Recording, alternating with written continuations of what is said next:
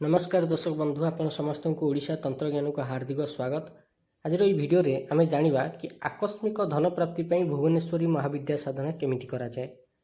आपण समस्ते भुवनेश्वरी मां को विषय रे सुनी थिबे, जदि ना सुनी छांती तेबे ए भिडियो टी को शेष पर्यंत देखंतु। बहुत किछि आपण को भिडियो रे जानिबा को मिलिबो।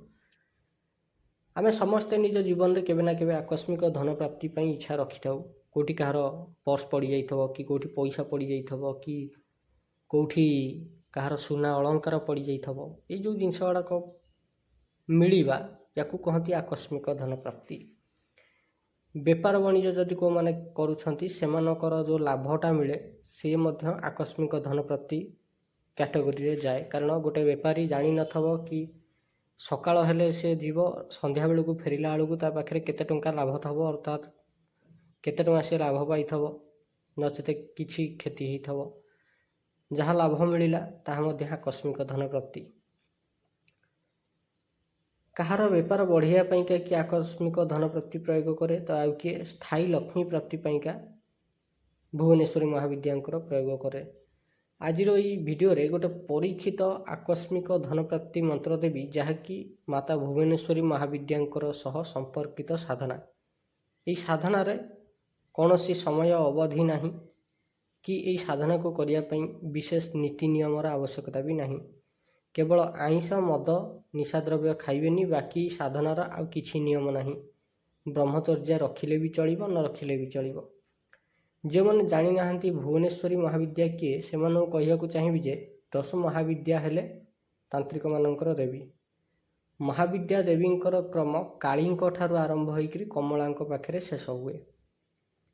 ता भितर चतुर्थ महाविद्या होती भुवनेश्वरी, जी कि अधिकांश उत्कलीय ब्राह्मणकर कुलदेवी।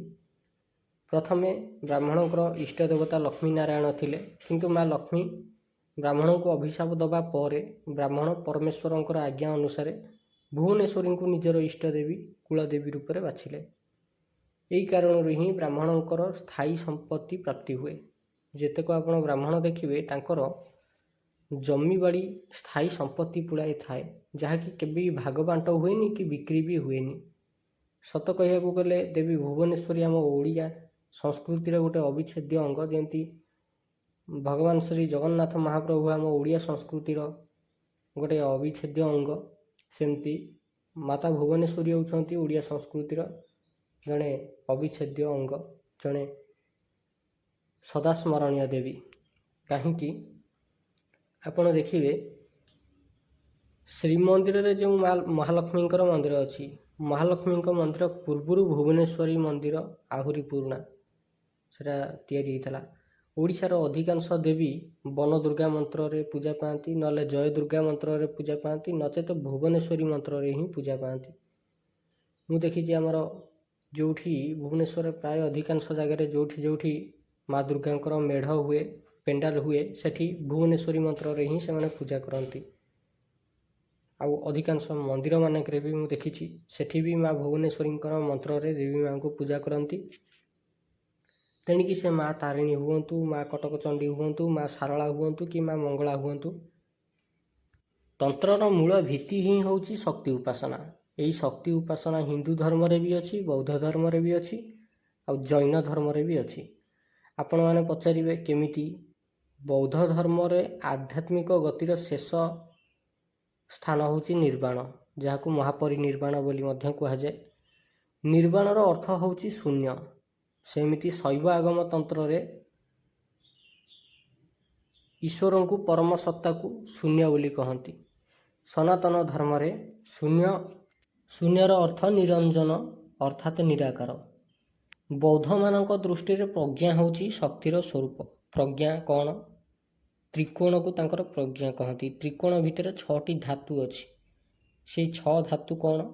ऐश्वर्य है गोटे धातु, रूप है गोटे धातु, जश है गोटे धातु, श्री होची गोटे धातु, धन होची गोटे धातु, आ गोटे ज्ञान होची गोटे धातु। ये जो त्रिकोण ये ठीक आम हिंदू धर्मर जोनि उपासना। ये सब शरीर तत्व कथा या विषय भविष्य में केबे कहिबी। जड़े भल तंत्र साधक थिले, तांकर नाम होची गोपीनाथ कविराज।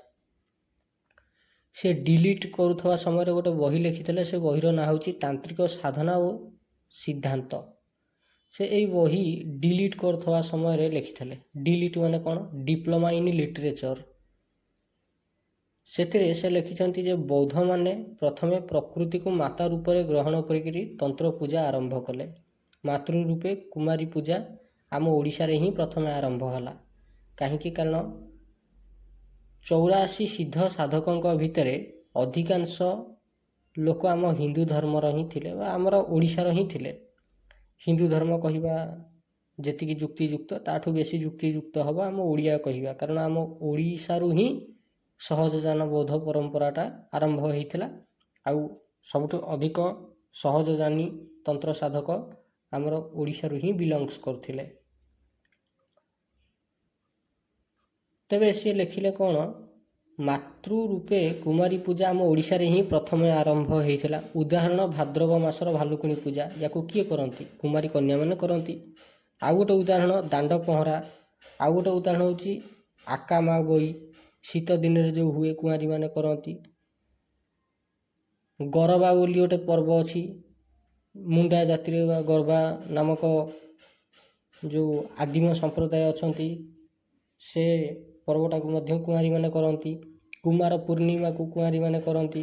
ଅର୍ଥାତ୍ ଆମ ଓଡ଼ିଶାର ଅଧିକାଂଶ ପର୍ବପର୍ବାଣି ଅଛି ଯାହା ମାତୃତନ୍ତ୍ର ସହ ଜଡ଼ିତ। ତାହା କେଉଁଠି ନା କେଉଁଠି ବଜ୍ରଯାନୀ ବୌଦ୍ଧ ତାନ୍ତ୍ରିକମାନଙ୍କ ଯୋଗୁଁ ହିଁ ସମ୍ମିଳିତ ହୋଇଛି ଆମ ଓଡ଼ିଶାରେ, ଓଡ଼ିଶାର ତନ୍ତ୍ର ସାହିତ୍ୟରେ, ଓଡ଼ିଶାର ତନ୍ତ୍ର ସଂସ୍କୃତିରେ। ଆପଣମାନେ କହିବେ ବୌଦ୍ଧ ଧର୍ମର ମୂଳ ପ୍ରକୃତି ହେଉଛି ଯୋଗ ଧ୍ୟାନ ସାଧନା। ତେବେ ତନ୍ତ୍ର ଆସିଲା କେଉଁଠୁ? ବୌଦ୍ଧ ଧର୍ମ ପଦରେ ଠ ବୋଲି ଗୋଟେ କିମ୍ବଦନ୍ତୀ କଥା ଅଛି। ସେଇ କଥାରେ କାଳୀ ଯକ୍ଷିଣୀ ବୋଲି ଜଣେ ଦେବୀଙ୍କର ନାଁ ଆସେ, ଯାହାଙ୍କର ପ୍ରୟୋଗ ସେ ସମୟରେ ନିଜ ସଉତୁଣୀର ଛୁଆକୁ ଖାଇକିରି ଗର୍ଭ ନଷ୍ଟ କରାଇବା ପାଇଁକା ପ୍ରୟୋଗ କରାଯାଉଥିଲା। ହେଲେ ପରବର୍ତ୍ତୀ ସମୟରେ କାଳୀ ଯକ୍ଷିଣୀ ଦେବୀଙ୍କୁ ସନ୍ଧି ପୂଜା ଦିଆଯାଇ ମଙ୍ଗଳମୟୀ ଦେବୀ ରୂପରେ ସ୍ଥାପନା କରାଗଲା। ସେମିତି ଗୋଟେ ମୂର୍ତ୍ତି ମିଳିଥିଲା ବୌଦ୍ଧ ସ୍ତୂପରୁ। ସେ ମୂର୍ତ୍ତିରେ ଥିବା ଦେବୀଙ୍କର ନାଁ ହେଉଛି ହାରିତି। କ'ଣ? ହାରିତି। ସେଇ ଦେବୀଙ୍କର ମୂର୍ତ୍ତି ଏବେ ବି ଲଳିତଗିରି ମ୍ୟୁଜିୟମରେ ଅଛି। ତେବେ ଏସବୁ କଥା ଗୁଡ଼ାକ ଗବେଷଣାର ବିଷୟ, ରିସର୍ଚ୍ଚର ବିଷୟ। ୟା ଉପରେ ଆଉ କେବେ କହିବି। ବାସ୍ତବରେ ହିନ୍ଦୁ ଧର୍ମ ଆଉ ବୌଦ୍ଧ ଧର୍ମ ଦୁଇଟାକ ବହୁତ ଅଙ୍ଗାଙ୍ଗୀ ଭାବରେ ଜଡ଼ିତ। ଏ ଉଭୟ ଭିତରୁ କେଉଁଟା ଆଗ ଆସିଲା କେଉଁଟା ପଛରେ ଆସିଲା ଏଇଟା କହିବା ମଧ୍ୟ ଗୋଟେ କଷ୍ଟକର ବେପାର। ୟା ଉପରେ ଆମେ କେହି ବି ମତ ଦେଇପାରିବାନି। ଯେଉଁମାନେ ସୋ କଲ୍ଡ ଆର୍କିଓଲୋଜିଷ୍ଟ ମତ ଦେଉଛନ୍ତି ସେମାନେ ବି ଜାଣିନାହାନ୍ତି ଏସବୁ ବାବଦକୁ। ତ ୟାର ଆରମ୍ଭ କେବେ ହେଇଛି, ଶେଷ କେବେ ହେଉଛି କିଛି ଜଣା ନାହିଁ। କେବେ କ'ଣ ହିନ୍ଦୁ ଧର୍ମରେ ମିଶିଲା କି ହିନ୍ଦୁ ଧର୍ମରୁ ଇନଫ୍ଲୁଏନ୍ସ ହେଇକରି ବୌଦ୍ଧ ଧର୍ମକୁ ଗଲା, ଏସବୁ ବାବଦରେ କେହି କହିପାରିବେନି କ'ଣ ହେଇଛି ଘଟଣା। ତେବେ ଆଜିର ଏଇ ଭିଡ଼ିଓରେ ବର୍ତ୍ତମାନ ଆମେ ଭୁବନେଶ୍ୱରୀଙ୍କର ଆକସ୍ମିକ ଧନପ୍ରାପ୍ତି ପ୍ରୟୋଗ ସାଧନା ଆଡ଼କୁ ଯିବା। ଏହି ପ୍ରୟୋଗ କରିବା ଦ୍ୱାରା ଲୋକକୁ ଚାରିଟା ଫାଇଦା ମିଳିବ। କ'ଣ? ପ୍ରଥମ, ଯଦି ରୋଜଗାର କରୁଛନ୍ତି, ରୋଜଗାର ଭଲ ଭାବରେ ହେଉନି, ତେବେ ରୋଜଗାର ବଢ଼ିଯିବ।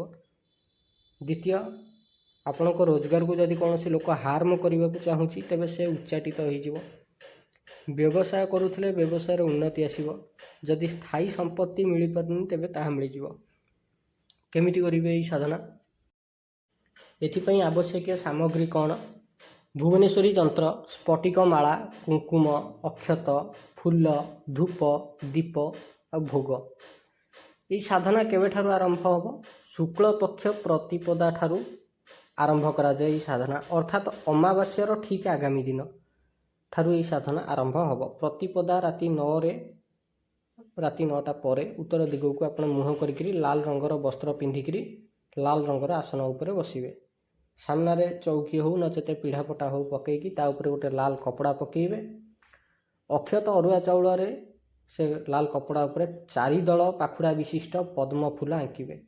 ଅଷ୍ଟଦଳ ପଦ୍ମ ଯେମିତି ଅଙ୍କା ହୁଏ ସେମିତି, କିନ୍ତୁ କେବଳ 4ଟି ଦଳ ରହିବ, 8ଟା ଦଳ ରହିବନି। ଅର୍ଥାତ୍ 4ଟା ପାଖୁଡ଼ା ରହିବ।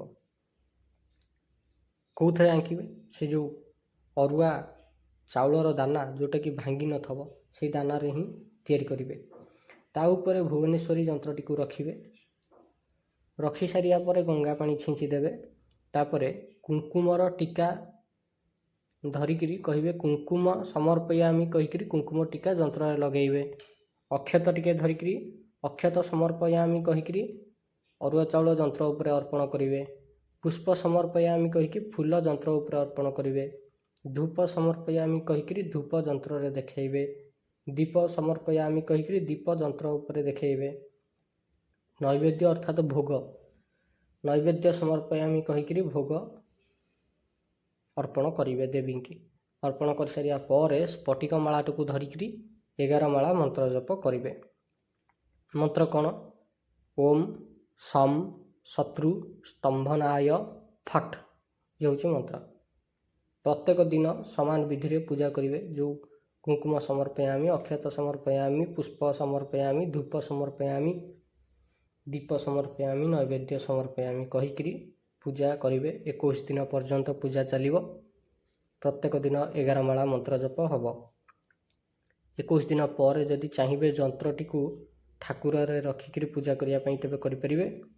नचेत जदि आपण को लगे कि नहीं आउ बेसी दिन साधना करहबनी माला जंत्र गोटे से जो लाल कपड़ा थव लाल कपड़ा बांधिक पानी रे भसई देवे। एतिकी करिक देखंतु आपण जीवन रे कौन उन्नति होउछि सेटा आपण आसिक ये वीडियोर कमेंट रे निहाती जणाइबे। भुवनेश्वरी जंत्र आपण जेकोसी स्थान रू आनी परिबे। एतिकी ध्यान रखिए प्राण प्रतिष्ठा होता दरकार। कौन विशेष मंत्र रे सिद्ध करने आवश्यकता किसी नहीं। सामान्य विधि रे प्राण प्रतिष्ठा होता दरकार। आउ स्फटिक माला सामान्य विधि रे प्राण प्रतिष्ठा होता दरकार। एतिकी तेबे आशा करुँच भिडियोटी भल लगी। जदि भिडियोटी भल लगी ये भिडियो देखापी आपण आम चैनल ओडिशा तंत्रज्ञान को निहाती सब्सक्राइब करंतु। धन्यवाद।